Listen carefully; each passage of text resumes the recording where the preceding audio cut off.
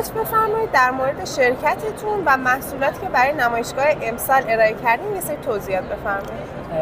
با سلام و خسته نباشید خدمت شما و دوستان گرامی. ما از شرکت پزشکی شهرگستر آقای کثیری تولید کننده 18 محصول مصرفی پزشکی هستیم که توی ایران جزو بزرگترین شرکت‌های پخش مصرفی محسوب میشیم با بیشترین سابقه. تولید ما بیشتر بر اهداف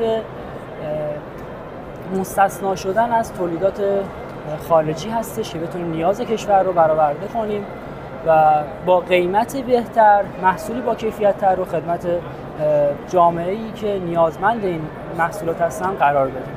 بازارهای فروش شما کجا هستن بیشتر؟ بازارهای فروش ما مطب‌ها، مراکز و شرکت‌های پخش استانی هستن که دارن با ما همکاری می‌کنن. شما سال اولی است که این نمایشگاه رو شرکت می‌کنید؟ امسال سال دومه و با توجه به اینکه بالاخره یک سال گذشته و یه سری ایراداتشون رو تونستن رفع کنن، خیلی بهتر شده نسبت به پارسال این نمایشگاه و با ملاقات‌های خوبی روبرو بودیم امسال. با توجه به اینکه سال دوم شد و هنوز اینقدر جا نیفتاده، خیلی پربار بود برای شرکت ما. پیشنهاد شما برای بهتر شدن نمایشگاه چیه؟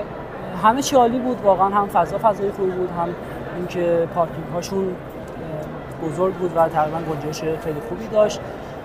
یه ذره مسیرهای رفت و آمد عمومی باید فکر می‌کنم روش کار شه که زیرساختاش فراهم شه برای بازدیدکننده هایی که بالاخره از بدون وسیله شخصی دارن تشریف میارن.